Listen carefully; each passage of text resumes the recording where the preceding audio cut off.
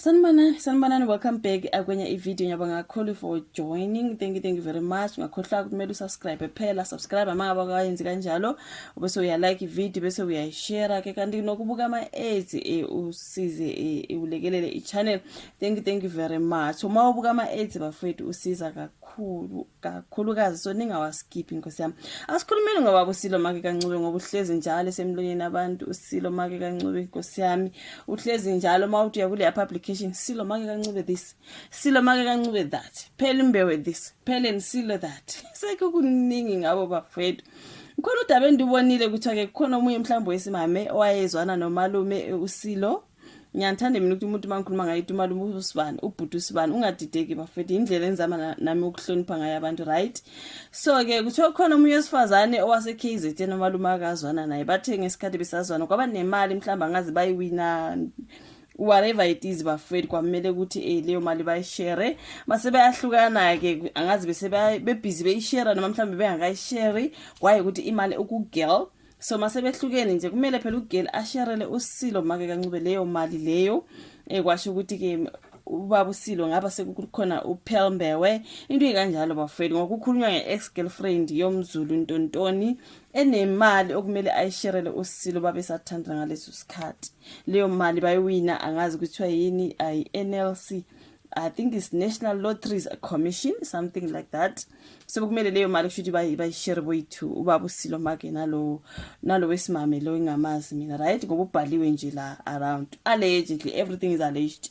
Mina ngiyanga ukuthi story ngisithathe sibhaliwe endaweni bafethu, that's why ngizohlezi ngithi alleged, okay? So engakayitholi leyo mali sekukhona uPearl Mbewe umalume sekashade noPearl, so still bekumele leyo mali ayithole, mhlambe bebezoyidla bonke noPearl or angazi bafethu. Kuningi ngibonile kwesinye story, I did a video on that other channel ukuthi ke kunemali lapho kuthiwa ke uSilo usizwe nguPearl Mbewe ukuthi lo mama lo akwazi ukuthi agcine evumile ukuyishare leyo mali, ngathi ubengafuni ukumshare imali uSilo, kwangenelela uPearl walekelela ke. So ke lo mama lo uyashare ke imali kuba uSilo. Manje nje wasebehlukana nje noPearl Mbewe uthi uma lo uSilo nale mali ezobeka ex girlfriend yami ngeke uzuyinuke, usho kuPearl hayi ukuthi impilo kamalume nayigcwele idrama bafowethu, hayi ngeke.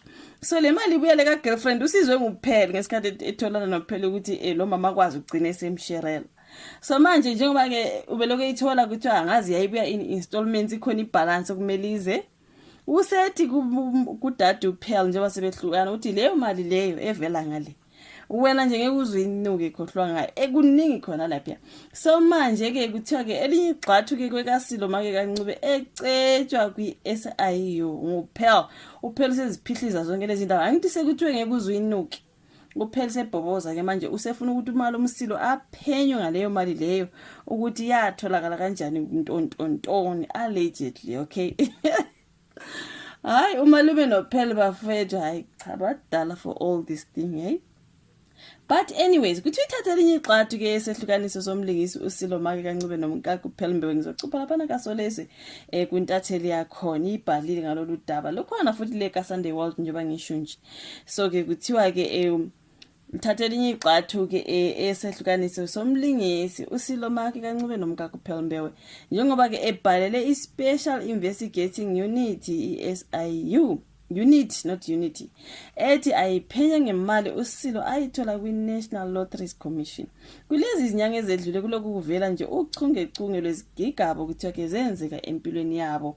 So elinye lamaphephandaba ngesonto like labikwa ukuthi uPearl usola uSilo ngokumbeka engcupheni yokuthola isandulela ngculazi, okuyinto uSilo athi uzoyithathela izinyathelo enakhona. So kusho ukuthi kusezamanye ama-court case usazo yazini kuningi nje angazi ecourt abakakhathali ngalaba, because usomali uSilo nasazoyiphakamela le ukuthi uPearl wathi ucishe wamthelela ngegcwane. Yo kusazoba ama-court case angapheli, sisazoba nezitori eziningi. Hayi bafethu, hayi sengize ngibona nabantu bengathi nama-video nje anoSilo Make basabuki ngoba you know why bakhathela abantu. Izolo ke iCity Press iyabi ukuthi uPearl ubhalele iSIU ukuthi iphenye ngokusebenza kukaSilo ne-NLC. So now okhulumela ke iSIU Kaizer Kganyago ucashunwe ekuqinisekisa ukuthi bayitholile ke leyo ncwadi ebhalwe uPearl kodwa abaphenyi umuntu ngamunye khepha ke babheka indlela yokuthengwa kwezinto nokwenziwa kwemisebenzi ezikhungweni zikahulumeni.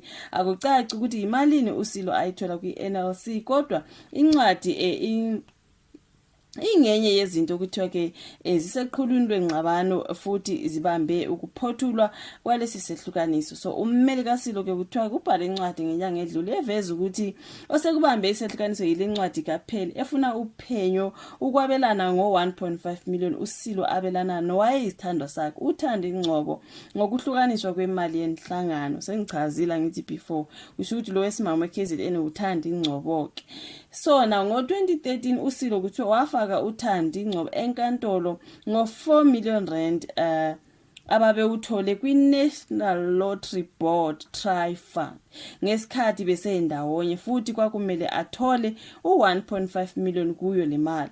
So umthombo uthe incwadi kaPheli isuswe ukubhubhudlwa kuka 2.2 million uSilo awuthola kwi-NLC ngo-2019 ukusungula imidlalo yeshashalazi. Kusho ukuthi kukhona u-2.2 million okhulunywa ngayo, kukhona le i-1.5 million emeli ivele kumama omZulu. Angazi ukuthi i-1.5 million yemeli ivele kusisi uThandi noma ngoba lana abakhuluma ngale 2.2 million yelokunyani iNLC yango 2019 khona lapho zimbili lezi imali ezikhulunywayo bafethu kuthiwa ke wayithola ke ukusungula imidlalo yeshashalazi.